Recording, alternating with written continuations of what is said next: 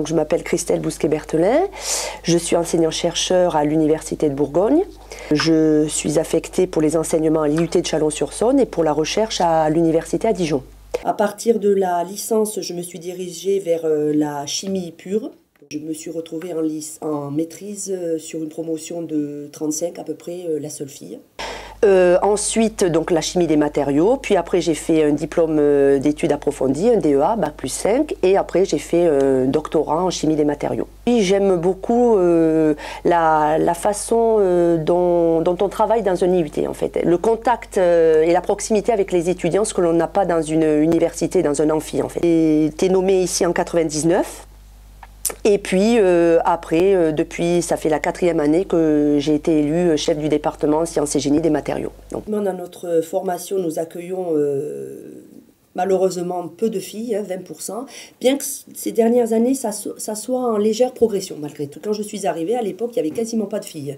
On en comptait 2, 3 dans une promo. On essaye de communiquer, de dire que c'est une fausse idée que de penser que notre formation est dédiée aux garçons. Alors après, c'est surtout par la communication qu'on essaye de toucher les jeunes filles. Qu'est-ce que l'on fait dans notre formation? On étudie tous les matériaux qui existent, que ce soit les métaux, comme vous dites, les polymères, ce qu'on appelle communément les plastiques, les composites, etc. Et on apprend ces matériaux, on les étudie sous deux formes, sous la forme science et à l'aspect génie. L'aspect science, c'est en fait les propriétés théoriques de ces matériaux, c'est-à-dire qu'il faut connaître les propriétés, leur structure, pour pouvoir après savoir à quel moment les utiliser. Et après, on a l'aspect génie qui se passe en atelier, où là, on apprend à mettre en forme les matériaux. Alors c'est là que on peut effectivement penser que c'est plus dédié aux garçons qu'aux filles. Mais là, c'est complètement faux, parce qu'alors après, il faut voir les pourvoyeurs d'emploi qui sont à l'issue de notre formation. Donc déjà, 90% de nos étudiants font des poursuites d'études, dont plus de la moitié en école d'ingénieur. Donc en école d'ingénieur, les filles ont totalement leur place, il n'y a pas de problème. Et les métiers sur lesquels notre formation débouche sont des métiers qui interviennent à différents niveaux dans une entreprise. Ça peut être dans le bureau d'études, dans le bureau des méthodes, c'est-à-dire le décès assisté par ordinateur, l'étude d'un objet, etc., les propriétés. Puis ça peut être la qualité, l'environnement, l'impact sur l'environnement pour la production de ce produit. Il y a la production également. Une femme a totalement sa place. Il ne s'agit pas d'être à la chaîne en production, à déplacer des pièces lourdes, sales, ou les choses qui pourraient rebuter les filles. Il y a un retour quotidien positif de la part de mes étudiants. Je ne les gère pas différemment, je les gère individuellement en fonction de leur cas personnel, de leur parcours ou de leurs problèmes éventuels, mais pas par rapport à leur sexe. Je suis fière de m'être imposée dans ce milieu, déjà, parce qu'au tout début, comme je vous disais, dans mes études, j'étais entourée que de garçons. Quand j'ai fait ma thèse, mon doctorat, j'étais dans une équipe où il y avait une dizaine d'étudiants, j'étais la seule fille. J'ai été élue chef de département parce que j'ai certainement démontré à mes collègues que ma rigueur au travail. J'ai des retours de la part de mon directeur qui m'a publiquement demandé devant le conseil d'administration de l'IUT, donc avec des élus, etc., de bien vouloir renouveler mon mandat. Donc voilà, donc ça me porte tout ça en fait. Dans notre milieu d'enseignants-chercheurs, les femmes de façon globale restent minoritaires, très minoritaires. Et après, au niveau des grades, parce que il y a deux corps dans les enseignants-chercheurs, il y a les maîtres de conf dont je fais partie et puis les professeurs.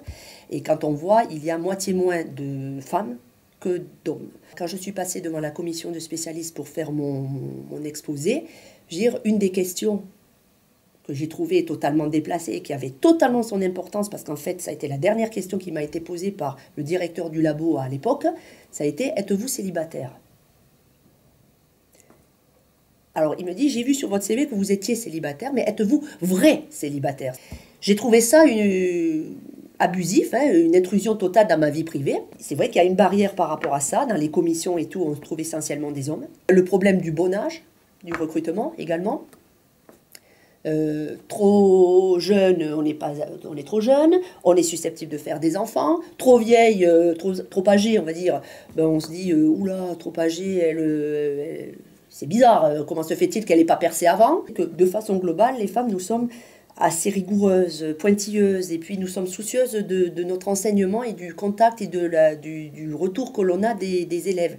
Et le problème, c'est que dans notre corps de métier, les enseignants-chercheurs, cet aspect-là n'est absolument pas reconnu dans notre domaine, parce que bon, ben, on fait de façon globale, on fait passer les priorités familiales, hein, un petit peu devant les priorités professionnelles. Hein. Moi, j'ai jamais vu un homme qui prend un temps partiel, qui se met à 80% pour garder les enfants le mercredi. Je rentre à la maison, je ne suis plus dans mon boulot, je suis la maman, l'épouse, donc je m'occupe de mon travail, d'épouse, de maman, les devoirs, etc. Je fais en sorte que ça ne perturbe pas ma vie.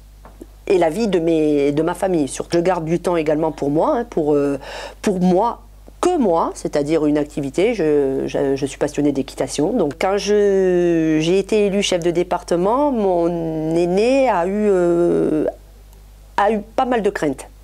Ils ont eu une crainte qui a été vite balayée parce qu'ils ont vu que finalement j'étais la même, hein, j'ai rien changé, mis à part que bon, ben, je prenais sur mon temps de sommeil ou pas pour pallier aux obligations. Si on paraît déterminé, si on fonce et si on n'a rien à prouver à qui que ce soit, si on est intimement persuadé de ça, bien les choses se font naturellement, je pense.